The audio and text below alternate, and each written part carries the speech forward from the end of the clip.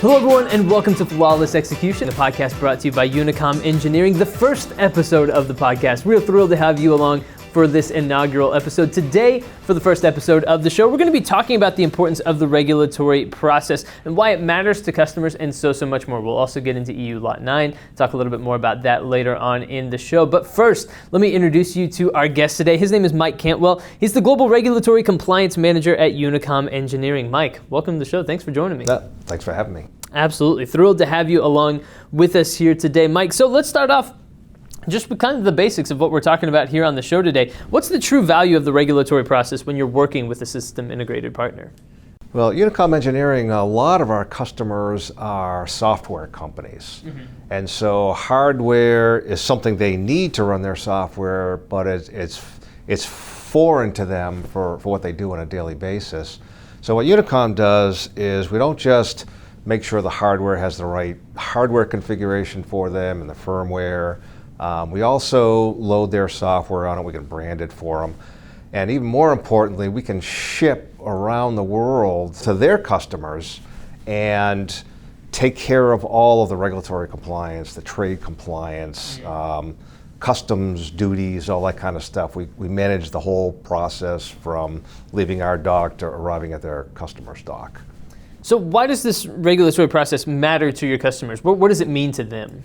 So the regulatory process has kind of twofold to it. One of them is the legal sense. It's the law in many countries, so you have to comply. And the other side of it, which is the one that would typically bite a customer, is our customers have customers, and they want to make sure that they're in compliance with everything, so they write it into contracts, et cetera. So we make sure that we protect our customers' brands, which in essence also helps protect their customers' brands, and that's a lot of the value that we add. It's that aspect of diligence and corporate responsibility, right, that kind of comes into play from top to bottom when you're talking about regulatory compliance. Yes, absolutely. And so we have the ISO 9001, 14001, 27001, and we have all those things because our customers want that in us. But when you embrace those things, then you just do what our customers need to protect their brand and their customer's brand, and it works out pretty well. We talk about the importance of the regulatory process, but what are some of the implications of missing that element of this entire process? So especially when we're shipping internationally, it's got to go through customs. Yeah. And if they've failed to make sure they have the right regulatory requirements met, when it arrives in customs, they may be asked for a certificate for safety or electromagnetic compatibility or radios or whatever it is. And if they don't have it, their product can be seized, they can pay fines, they can certainly damage their reputation and their brand. And so it's never good. Everybody notices when that happens, and it's all hands on deck to try to get them out of that situation. And so at UNICOM, we try to make sure they don't get into that situation by handling all of that up front for them. So one of the big topics of conversation around all of this is EU Lot 9. Give us a primer on that to help people maybe understand exactly what that means and what that is. Okay, so Lot 9 is, they call it an eco-design directive. And what it has to do with is energy efficiency in products.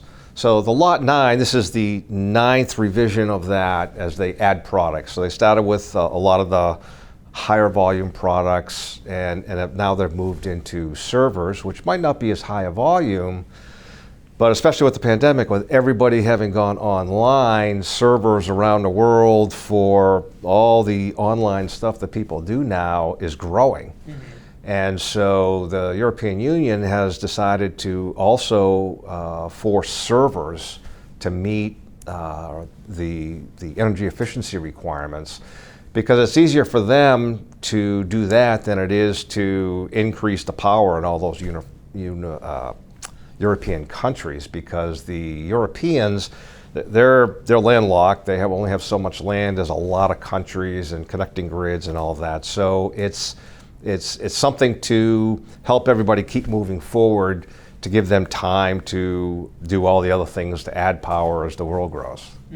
So going back to that previous question then, missing that compliance element of the process, what would happen in the EU if a country, authority discovered a non-compliant product? What would that look like?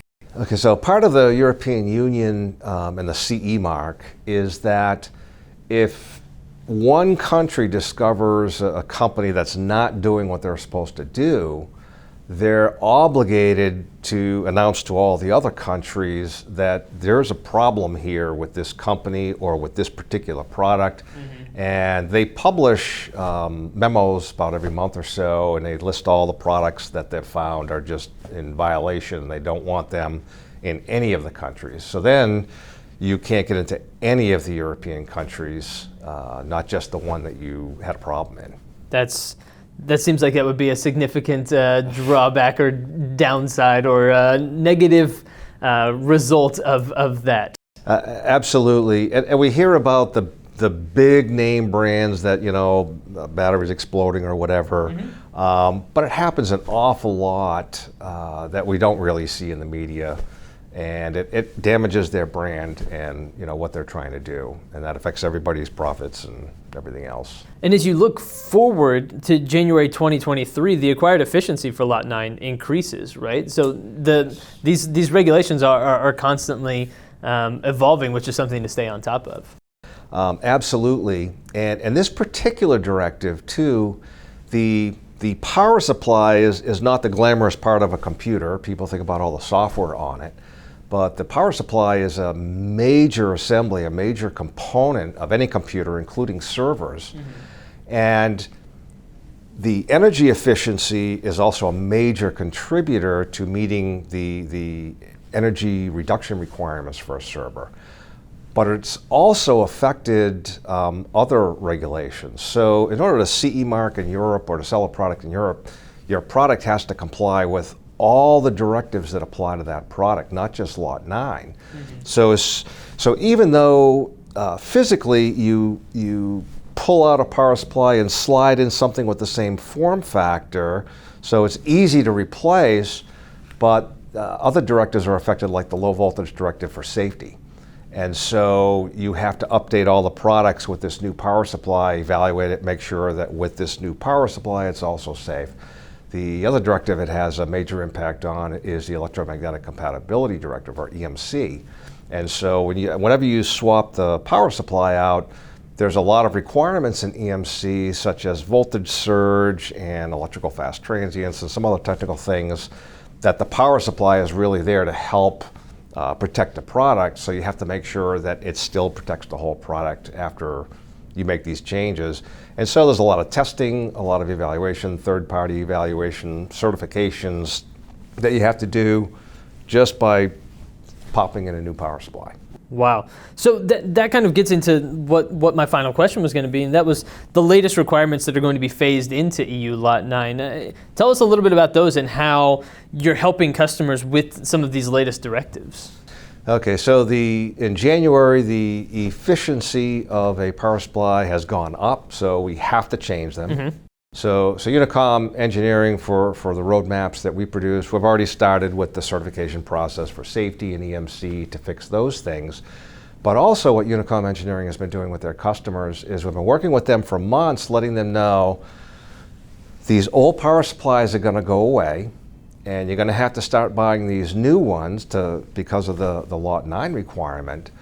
But that creates some issues out in the field. So there may be thousands of servers out there with the old power supplies in them. Yeah. We'll have some supply of those moving forward, so if a power supply fails, we can replace it with an older power supply.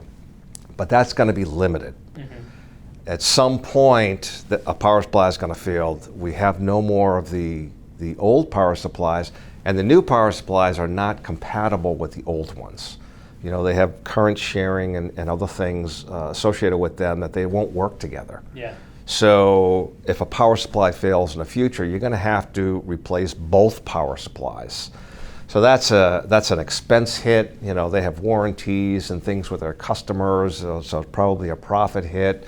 You got to put different kits together. You have to know which one is out there. So what UNICOM does is we know for the serial number for every single unit what we built and what we shipped.